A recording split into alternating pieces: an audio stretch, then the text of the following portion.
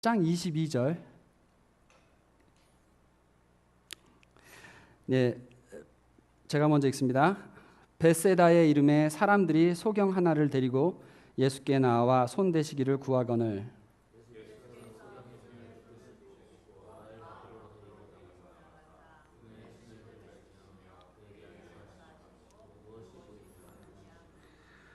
우러러보며 가로되 사람들이 보이나이다. 나무 같은 것들이 걸어가는 것을 보나이다 하거늘.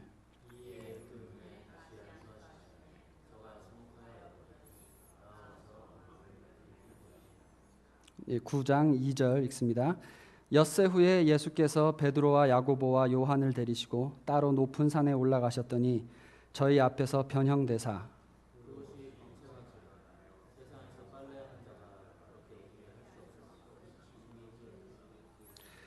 이에 엘리야가 모세와 함께 저에게 나타나 예수로 더불어 말씀하거늘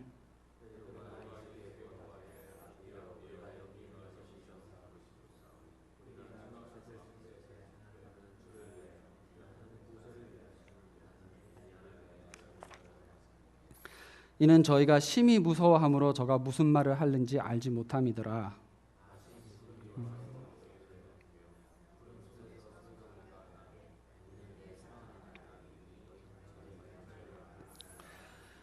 문득 둘러보니 아무도 보이지 아니하고 오직 예수와 자기들 뿐이었더라.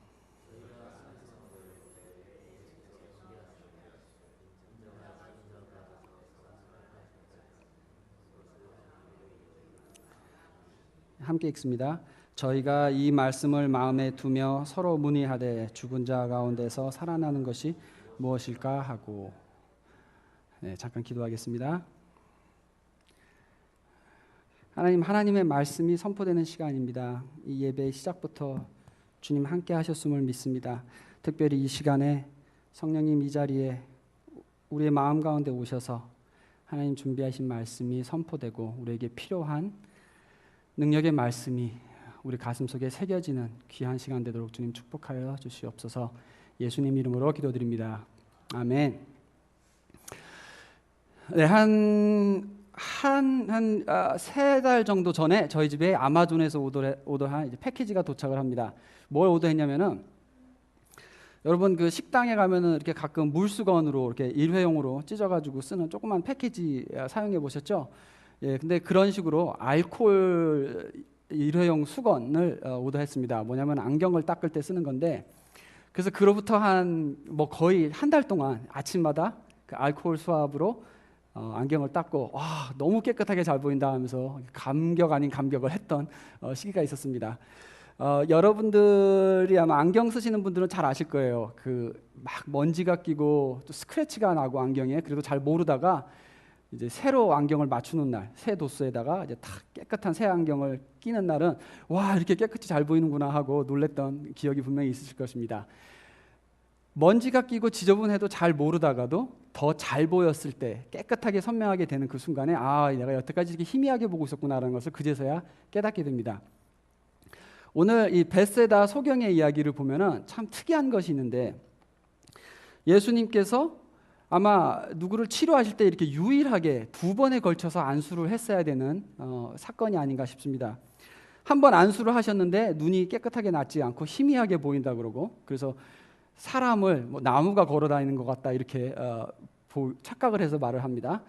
그리고 그 다음에 다시 한번 예수님께서 안수를 하시니까는 그제서야 이제 선명하게 만물을 보게 됐다라고 이렇게 이야기를 합니다. 자, 왜 예수님께서 두 번을 안수를 하셔야 됐을까라는 생각을 해봅니다.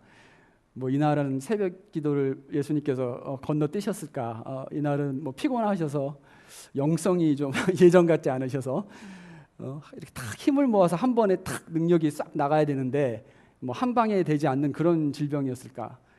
이런 질문을 했었던 기억이 납니다. 왜 이렇게 두 번에 걸쳐서 맹인의 눈을 치료하셨는가의 그 답을 알기 위해서는 마가복음 그 전체적인 흐름을 한번 생각해 봐야 합니다. 오늘 설교는 이 마가복음의 전체 구성 또 그리고 그 흐름에 대해서 한번 생각해 보는 시간을 가져보겠습니다. 제가 첫날 마가복음은 16장으로 구성이 되어 있다고 말씀드렸었죠. 오늘 이 8장과 9장의 사이는 정확하게 그 중간 지점, 앞에 8장과 뒤에 8장이 이어지는 중간 지점에 시점에 도달한 시간입니다. 근데 여기에 이 딱 중간의 자리에 8장과 9장을 거치면서 굉장히 커다란 변화가 일어납니다. 마가복음 흐름에 있어서 아주 극적인 전환점이 이루어지는 시기입니다. 8장과 9장을 거치면서 예수님의 사역의 목적이 바뀌어집니다.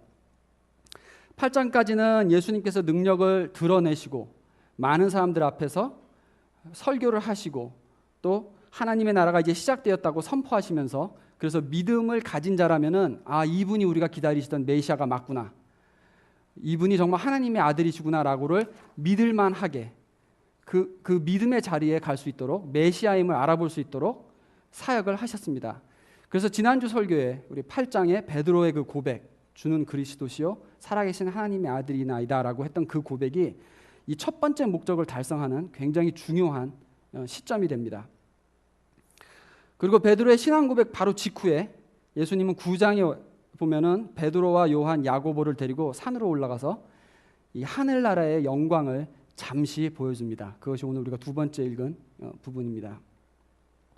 예수님이 이 땅에 그 육의 몸으로 오시기 전에 어떤 분이셨는지, 그리고 잠깐 세상에 계시다가 하늘나라로 돌아가셨을 때 다시 어떤 모습으로 그곳에 계시는지 그 영광의 모습을 살짝 보여주는 그런 계기가 되는 것입니다. 베드로의 확실한 신앙 고백이 있었기 때문에 그렇다면 이제 진짜 현실을 한번 보여주겠다. 예수님이 정말 누구신지 우리가 지금은 보지 못하고 있는 이 천국의 참 현실을 잠깐 보여주시는 것입니다. 그렇다면 이제 9장에서부터 제자들은 왜 그러면 예수님께서 이런 영광을 버리고 이 땅에 오신 것일까? 왜 예수님이 메시아라는 건 알았는데 그렇다면 앞으로 무엇을 하면서 사역을 해야 되는 것인가? 무엇을 할 일이 남아 있는가? 이것을 이제 제대로 배워야 할 때가 시작이 되는 것입니다. 메시아에 대한 그 오해를 걷어내는 정화 과정이 여기서부터 시작이 됩니다. 그래서 이때부터 예수님의 그 사역이 두드러지게 변화하는 몇 가지가 있습니다. 첫째로 많은 군중들을 피하시고 제자들 중심으로 시간을 더 많이 보내시면서 이렇게 따로 앉혀놓고 몇 명들을 키우시는 이런 작업을 하십니다. 그리고 둘째로는 예수님께서 앞으로 겪을 그 고난에 대해서도 여러 번 상세하게 설명을 하십니다. 그리고 사실 실제로 종교 지도자들의 이제 모함을 받고 그 십자가에 달려 돌아가시는 그 과정이 여기서부터 본격적으로 시작이 되는 것입니다. 오늘 우리 예수 믿는 크리스찬들도 사실 예수님이 하나님의 아들이시고 우리는 주님이다라고 정말 그 믿으시는 신앙 고백이 있었다면은 이제 여기서부터 진짜 그 후반전이 시작이 되는 것입니다. 9장에부터 일어나는 예수님의 사역에 이제 귀를 기울이셔야 되는 것입니다.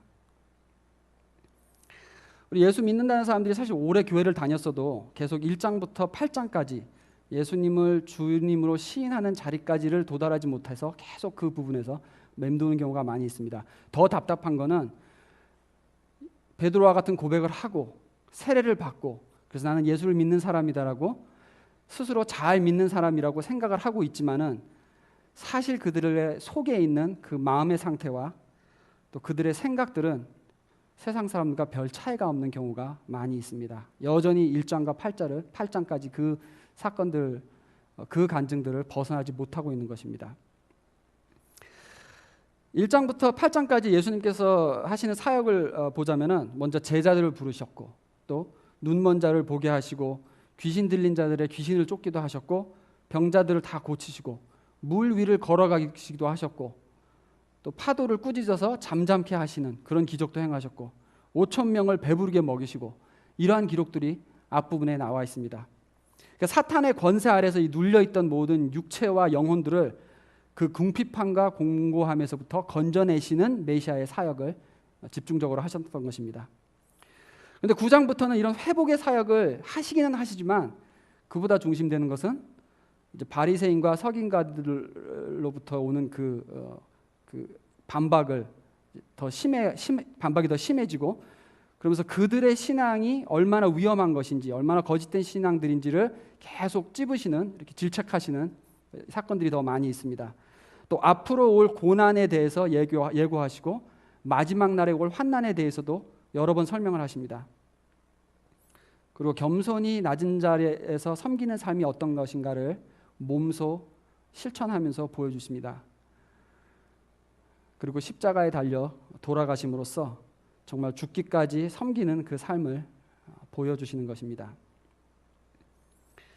바꿔서 생각을 해보자면은 이 8장까지 모여두는 군중들은 어떻게 하면 건강을 찾고 어떻게 하면 부유함 가운데서 문제들이 해결이 되고 세상을 잘 살고 이 땅을 잘 편안하게 누리고 살 것인가에 대한 관심을 가진 사람들이 모인 군중이라면은 9장부터 16장까지의 사역은 예수님께서 정말 가르치기 원하셨던 그 교훈, 몇 명의 제자들에게 이제 내 뒤를 이어갈 그 제자를 키우시는 사역에 중점을 두셨다는 것입니다.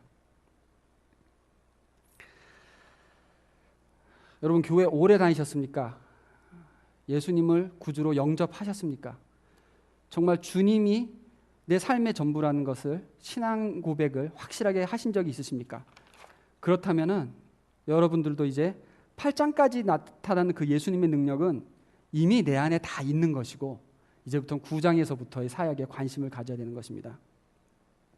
하나님의 자녀가 되는 우리에게는 하나님이 원하시면 얼마든지 우리가 겪는 환난은 건져내실 수가 있으신 것입니다. 문제는 뭐냐면 계속 내 방식대로 살다가 어려운 일 만나면 하나님께 막 간구하고 그래서 하나님께서 건져주시면은 또 금방 예전의 방식대로 돌아가고 이 계속 이 자리를 맴도는 그러한 신앙이 많은 분들은 죽는 날까지 그 반복을 벗어나지 못하고 끝나는 경우가 많이 있습니다. 그러니까 평소의 관심사가 똑같은 것입니다. 세상 사람들과 뭐 나는 예수 믿는다고 하지만은 편해지면은 바로 세상 사람들이 원하는 것과 똑같은 걸 원하고 사람들이 생각하는 것에 똑같은 관심을 가지고 그렇게 하루하루를 살아가는 것입니다. 간증이라고 말을 하는 것도 늘 1장과 8장에 있는 이런 간증들만 합니다. 내가 이런 죄에 빠져서 헤매고 있었다가 또 이런 병으로 고생을 했다가 내가 이런 일이 있어갖고 사는 게 힘들어졌다가 다시 회개하고 기도했더니 하나님께서 또 건져주셨다. 계속 그런 간증에만 관심을 갖고 또 그것이 신앙생활의 전부인 줄 중심을 두고 살아가는 경우가 많이 있습니다. 그런데 우리가 신약 성경을 자세히 보면은 지금 이러한 간증들은 예수님을 처음 만난 사람들이 하는 간증입니다. 그렇죠? 신약 성경 보면은 바울, 베드로, 바나바, 야고보 이런 사람들이 사역하다가 돈이 모자라 가지고 힘들어서 그만두고 몸이 아파 가지고 예수님 사역 못 하겠습니다. 그러다가 기도하고 능력 받아서 다시 회복되고 이런 병치유라든가 경제적인 문제 해결 이러한 간증은 이 예수님을 따르기로 작정한 제자들은 그런 간증은 그 이상은 없습니다. 다른 사람들을 그렇게 회복하는 간증들은 있지만 이 사람들한테는 더 이상 그게 문제가 아닌 것이죠. 주는 그리스도시요 살아계신 하나님의 아들이시나이다라는 이 고백이 분명히 있었다면 우리는 후반전으로 넘어가야 합니다. 그 고백을 했으면 이 산 위에서 변형된 그 영광의 예수님의 모습을 볼 수 있어야 되고 눈부시게 빛나는 이 다음 세상에 예수님 재림하신 후에 천국에서 영원히 사는 그 삶을 눈으로 보면서 살아가는 것이 우리 삶의 중심이 되어야 됩니다. 자, 오늘 설교는 내가 무엇을 보고 사느냐 이것에 관한 것입니다.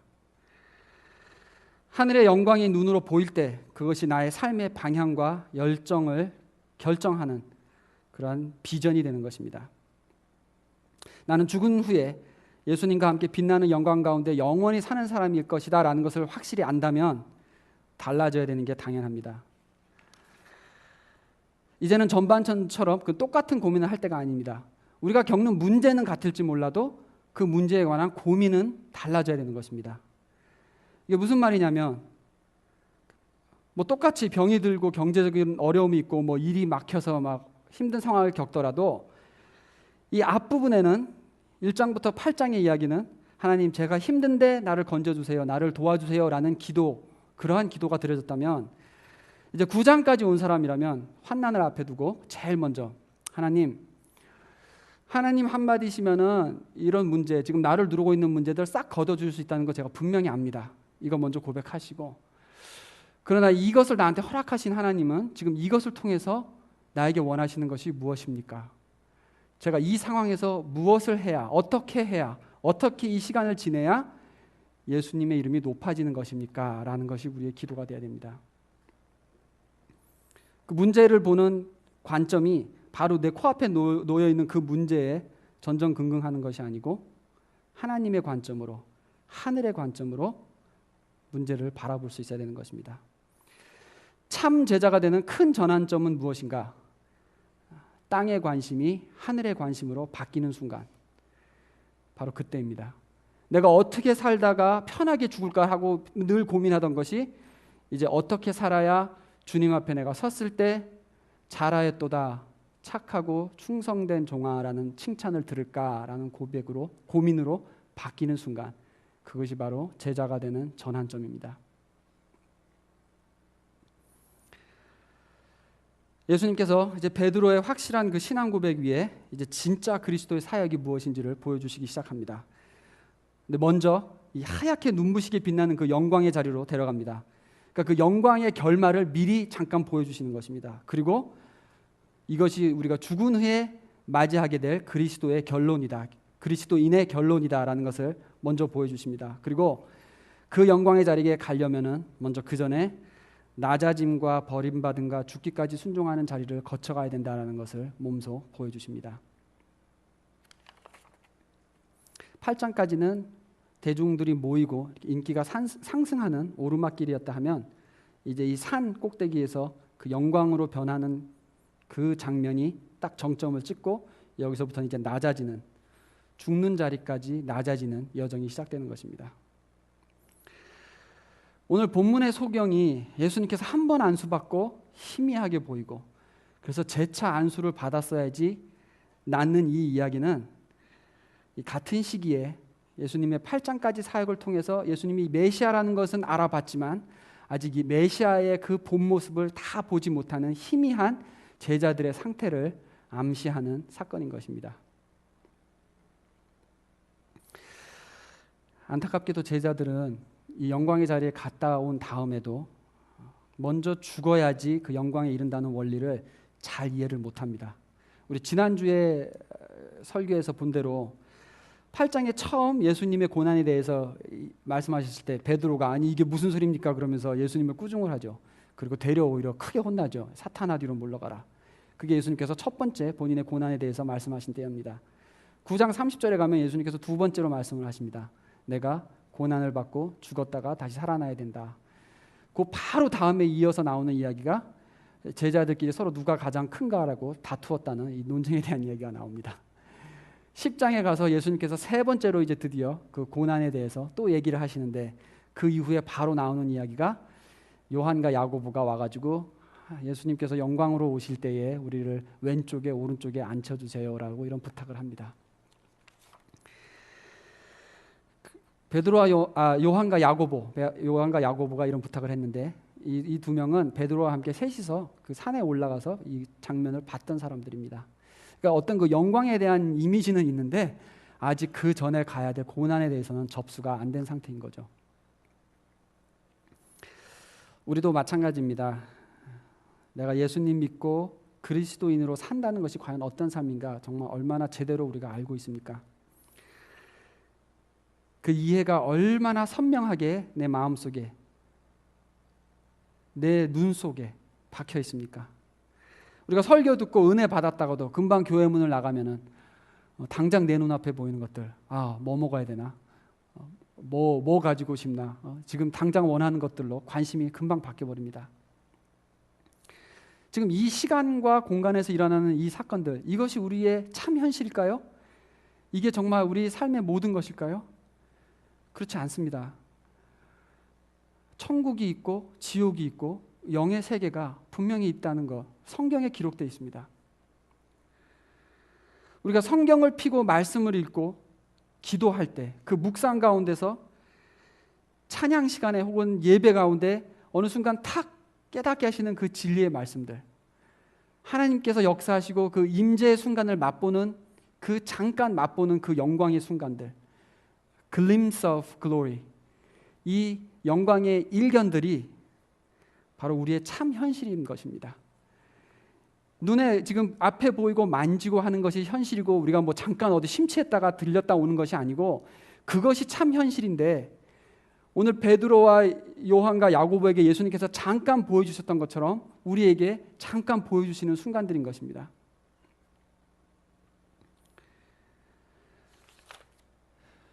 그런데 이것을 너무 흐릿하게 우리 눈을 가리는 것들이 세상에 너무 많이 있습니다. 인터넷, 소셜 미디어, 영화, 시각적인 광고들, 마케팅 이렇게 눈을 자극하는 것들이 넘쳐나는 이 시대에는 이러한 비주얼한 것들이 우리의 영혼의 눈을 정말 어둡게 하고 흐리게 하고 계속 관심을 땅의 것으로만 돌리게끔 하고 있습니다. 이런 매개체들 속에는 직접이든 간접이든 굉장히 강한 메시지들이 항상 담겨 있습니다. 그 메시지를 목적으로 만들어진 것들이기 때문입니다. 매일 영화 보고 영상 보고 인터넷 보고 전화기 보고 드라마에 빠져 있고 이렇게 시간을 보내는 그 영혼과 새벽마다 일어나서 성경책을 펴고 내 마음과 생각을 하나님께 맡기면서 하늘의 것들을 생각하는 이런 묵상의 시간을 가지는 사람의 영혼과는 그 비전이 같을 수가 없습니다. 같은 것을 보면서 살 수가 없습니다. 우리 눈에 무엇을 담는가? 우리 눈에 담는 것이 우리 머릿속에 쌓이게 되고 그것이 결국은 내 마음을 움직이고 내 행동을 결정하고 내 미래를 계획하고 모든 작은 결정들을 이루는 그 기반들로 변해버리고 맙니다. 육의 눈을 잘 다스려야지 영의 눈이 밝아집니다. 여러분 무엇이 보이십니까? 무엇을 보고 사십니까? 어떤 비전이 눈앞에 펼쳐지고 있으십니까? 말씀 가운데 예배 가운데 혹은 간절하게 매달리면서 기도하였던 그 간절함 끝에 주님께서 주신 그 비전들 우리가 이것을 꼭 붙들고 늘 머릿속에 선명하게 잡고 그리고 살아가야 되겠습니다. 머리로 알고 마음으로 느끼는 것보다 부족할 때가 참 많습니다. 고난의 길을 알면서도 이것은 주님의 길이라고 확고한 신앙으로 걸어가는 사람들에게는 딱 비전으로 눈에 보이는 이러한 품은 그림이 그들 마음속에 항상 있습니다. 우리 얘기해보면 선교사님들 정말 어떻게 죽기까지 그렇게 위험한 자리로 자처해서 가시나 선교사님들 간증을 들어보면 대부분 어떤 이렇게 비주얼한 그러한 하나님께서 주신 메시지들을 항상 품고 있습니다. 그런 경우가 굉장히 많은 걸 제가 봤습니다. 우리 성경에 나와 있는 이야기들도 아브라함이 그 방황의 고향을 떠나서 그렇게 힘든 삶을 여정을 하면서 살 때 매일 밤마다 하늘을 보면서 하나님께서 보여주셨던 처음 불러내실 때 보여주셨던 그 별들을 늘 머릿속에 그렸습니다. 요셉도 애굽으로 쫓겨가서 그 혼자 외롭게 고생하면서 살 때 매일 밤마다 보디발의 집에서 감옥에서 누워 잘 때 눈을 감으면은 자기가 어렸을 때 봤었던 그 꿈을 분명히 마음에 쥐고 그러고 살았을 것입니다. 사도행전의 스데반 지사가 죽기 직전 순교하는 그 장면에서 목숨이 끊어지기 이미 전에도 예수님께서 하늘 보좌에서 하나님 우편에서 일어나서서 스데반을 기다리고 계시는 그 모습을 이미 눈으로 봤기 때문에 순교의 자리까지 갈 수 있었던 것입니다. 늘 기도하던 다니엘 정말 기도하다 걸리면 죽는 상황인데도 매일 아침, 점심, 저녁으로 기도하는 그러한 영적인 훈련이 있었기 때문에 하나님께서 수시로 어마어마한 비전들을 환상들을 보여주셨던 것입니다.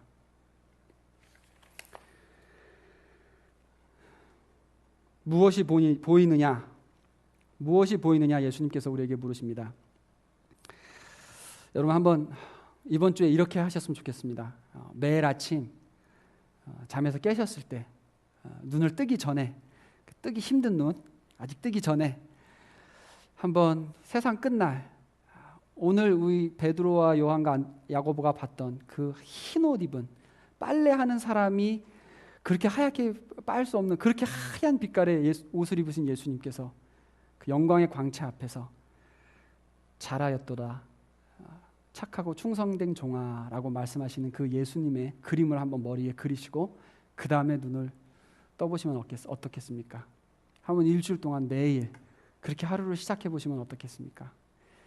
이 그림이 우리 속에 확실하게 있을 때 그때 그날의 결정들이, 그날의 마음가짐이 분명히 달라집니다. 저는 이번 주도 그렇고 지금 몇 주째 계속 이 주말마다 목이 많이 아파서 참 괴로운 시간들을 겪는데, 오늘 아침에도 오는데 정말 심하게 좀 아파요. 제가 좀 심하게 아플 때는 이렇게 목에다가 막 바늘 같은 걸 꽂고 막 이렇게 돌리는 것 같은 그런 그 따가운 통증이 계속 이렇게 24시간 동안 있습니다. 뭐 지금도 그렇고요.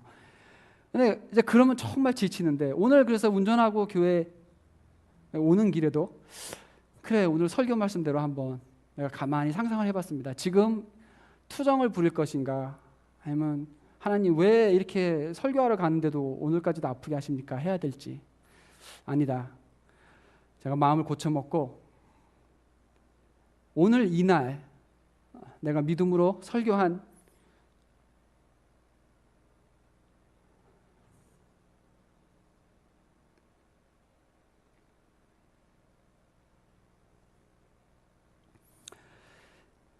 이 순간을 하나님께서, 예수님께서 보시고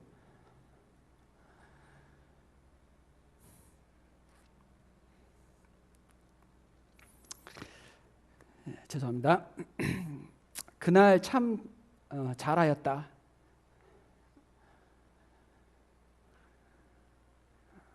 착하고 충성된 종아라고 저를 부르시는 예수님의 얼굴을 상상하면서 왔습니다. 이 그림이 선명해질 때, 우리가 눈을 감을 때마다 그 마지막 날 우리를 부르시는, 맞이하시는 예수님의 모습이 선명할 때에 우리는 예수님을 따라서 낮은 자의 길을 기쁜 마음으로 갈 수 있게 되는 것입니다.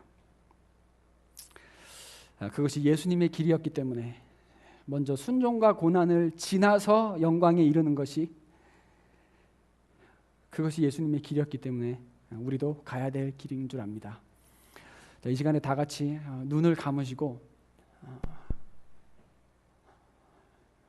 무엇이 보이느냐?